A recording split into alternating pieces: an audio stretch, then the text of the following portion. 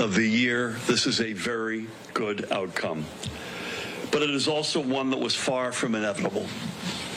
So first and foremost, I want to thank the guy to my right, the exceptional President and CEO of NJ Transit, Chris Calori, along with his entire extraordinary team, many of whom are represented with us today. This is a team sport, and it doesn't, as good as this guy is, it does not get done without extraordinary efforts by this group to my left and their colleagues. They have poured hour after countless hour into reaching an agreement that is both fair to NJ Transit's employees while also being affordable for our state's commuters and taxpayers. And they have proven once again why New Jersey is the quintessential organized labor state. Even in the midst of a seemingly intractable situation, Chris and his colleagues never gave up on providing our locomotive engineers the raises they have earned, while also ensuring that our public transit system remains accessible and affordable. Now, I am not going to dive into the specifics of the agreement at this moment. Instead, let me simply offer my deepest gratitude again to Chris, his colleagues, along with the BLET's representatives who came back to the table to seal the deal. This is a very good day for New Jersey. And the sound that you probably hear is the sound of our state's commuters breathing a collective sigh of relief. So now it's time to get NJ Transit back to full speed for our commuters and riders and to continue building on our progress in fixing NJ Transit for the thousands upon thousands of New Jerseyans who rely on it every single day. And thank you. With that, please help me welcome this week's MVP, the CEO of NJ Transit, Chris Calori. Chris, congratulations. Thank you, Governor. Thank you so much, Governor. I want to first thank you for your extraordinary leadership. We would not be here but for your calm wisdom and direction as we were in the negotiating room. I've talked to you more than you probably want to talk to me over the last several weeks, but I particularly want to thank your senior staff as well. They were available to us day and night, many times in the middle of the night when we needed direction, and they gave it, and I'm grateful for them too.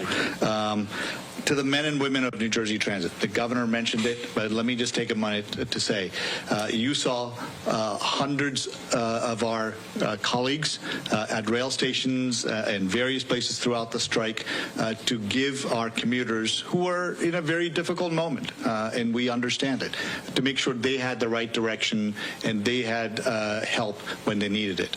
But I also want to recognize the thousands of our staff members who are invisible to the outside world, but we're working hundreds of hours collectively to make sure we positioned our pre-strike events correctly, and they will now help us get the rails ready for opening on Tuesday. The deal, as the governor correctly said, was fair and fiscally responsible. I think I've said it over 1,000 times now that we have always sought just that it was a deal that had to be both, not just one. I want to thank Tom Haas, the general chairman of BLET, and Mark Wallace, the president of the International, for negotiating with us in good faith to get us to this point. I think we are particularly gratified that we were able to find a solution that meets the needs of the customers and our employees, and more importantly than all of it, the taxpayers of New Jersey. The deal itself reflects a series of concessions that came together by way of a work rule that will eventually end up paying for this fair wage that the unions have asked for. And I am so pleased that effort did not go unrewarded, and that's why we are here today. I won't get into any more details because it would not be right. I think it is now the union's job to go back and brief their members and put the agreement up for a ratification vote. I want to just briefly talk about our plan going forward. Tomorrow morning, we will implement our contingency plan that we had in place for buses. That means our train lines will not still work. They will start working Tuesday morning, as the governor said. But what we will spend tomorrow doing is make sure all our 4 park and rides that we talked about and our supplemental bus service we've talked about, they will all be operational along with our light rails. The one favor that our riders can do for us one more time is if you can work from home, please do that tomorrow so we can move essential employees through the system and for their place of work for one day, and Tuesday morning we'll be back in business.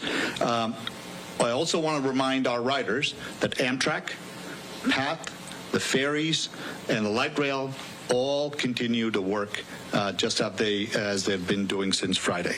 And let me finally thank the 350,000 riders to whom we are so grateful, because we understand that the strike, just like it was not of our choosing, it was not of their choosing, but they really gave us the space to do our job and to make sure we do it as well as we could under the circumstance. I promise you, we are now going to work from tonight till Tuesday morning to get the rails operational so we can get everybody back to a sense of normalcy. Governor, thank you again. Thank you, Chris. Thank you, sir. Thank you, man. And reiterate one point you made in particular. If both employers and employees tomorrow could please give us one more day of work from home, that would be a huge, huge boost. The park and ride locations are Secaucus, PNC Bank Arts Center, Woodbridge, and Hamilton. That's right. Those are the 4 big ones, and details on all of the above can be found on NJ Transit's website. Take any quick questions if you have them, please. We have been here before. What makes it different this time in terms of the union members ratifying this contract? Yeah, I don't want to speak for the union, obviously, and I'm thankful it takes, we have to pass the mic. Sorry. Martel, is that you? Nice to see you, kiddo. So the question was, why is it different this time? What has changed such that we think that the union would go ahead and ratify it? I don't want to speak for the union. I do want to thank them again for coming back into the table with Chris. And the National Mediation Board was there today as well, and we want to give them a shout out and thanks. Again, I'll let Chris answer as it relates to the details, but there's a real feeling that we landed in a really good place. You could argue we thought that before, I understand that, but this time it really does feel that way on both sides of the table. Again, I can't speak for the union, nor would I attempt to, but I'd say based on our side of the table, a high degree of confidence this will sail. But Chris, I'd ask you to put any color on that. Sure. The way I would answer is, look, the past is the past, but I think we learned some important lessons on what the membership wanted, and I think the union this time did a really good job of clarifying, if you will, their positions, and in these negotiations, we were able to go point by point. In addition to the broader issue of fair wages, we were able to go point by point and talk about some of those provisions that they cared about, and I think we were able to address to the satisfaction of them, and equally important, the taxpayers of New Jersey. This is all subject to an NJ Transit Board approval as well, so both of those, when we say tentative, that's subject to both the union's ratification and NJ Transit's board. How are taxpayers affected? How will it affect the taxpayers? Yeah, the taxpayer, from my humble opinion, is a winner here, because Chris was able to land. We've been pounding away on this point. It has to be fair for the locomotive engineers, but it also has to be fiscally acceptable to NJ Transit and indirectly, therefore, for taxpayers.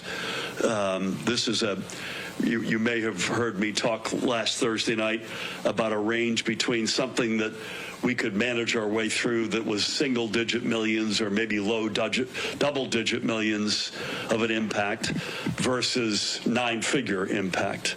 And we were able to land, I should say Chris and his team were able to land this in the right neighborhood as it relates to taxpayers and the fiscal question.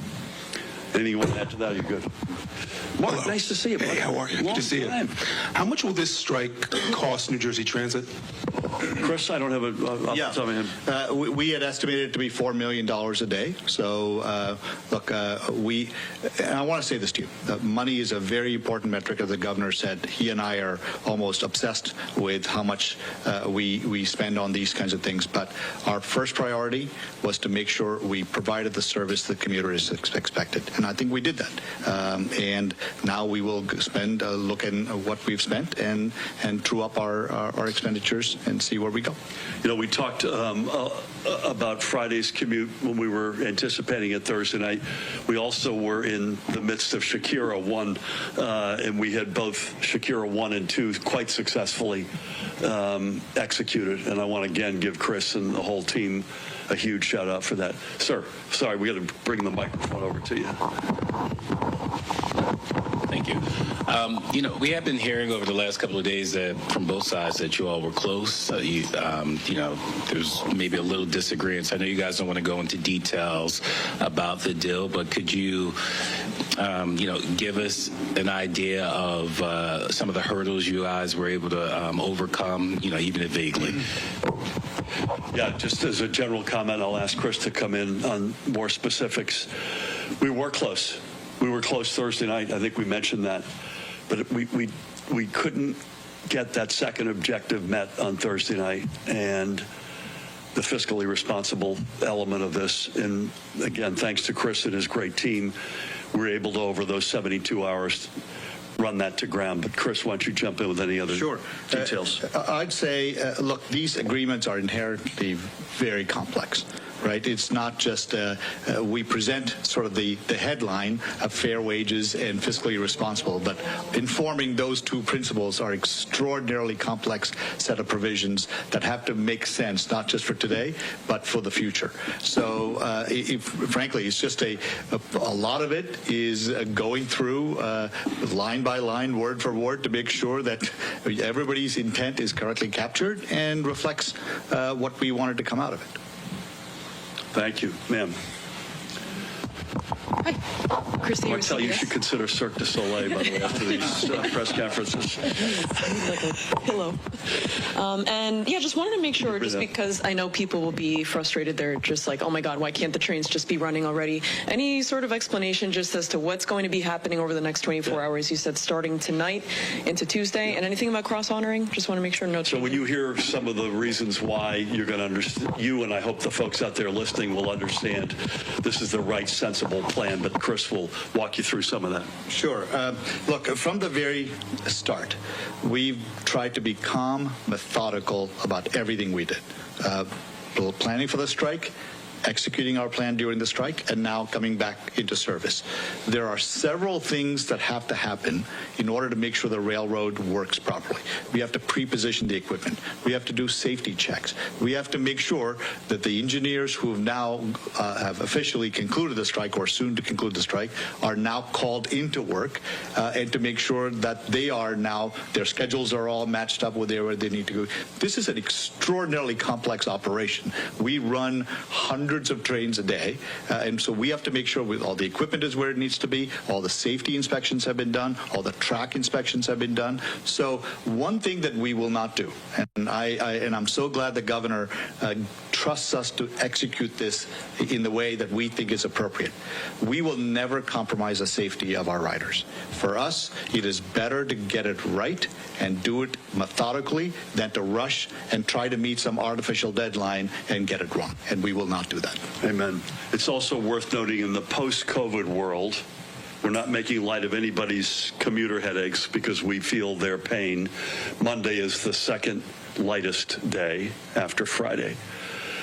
So getting ourselves organized for the big three, Tuesday, Wednesday, Thursday, is another element here. Sir. What was the moment like when you realized you had found common ground? Good question. I will tell you, we were communicating almost every minute, and it was a great feeling for me. I can only imagine how it was for Chris. Well, when I called the governor first and told him that I just signed, and I think both of us were, to say the least, very happy, and I may have shed a tear. We'll leave it at that. We all good? Again, deep thanks, everybody, for coming out on short notice on a Sunday night, no less. This is a good result for labor. It's a good result for NJ Transit. It's a good result for our commuters and taxpayers. Chris, congratulations again to you and your team, to the union representatives as well at BLET, and we'll see you out there on the rails and buses. Thank you all. Thank you. Congrats. Thank you, Chris.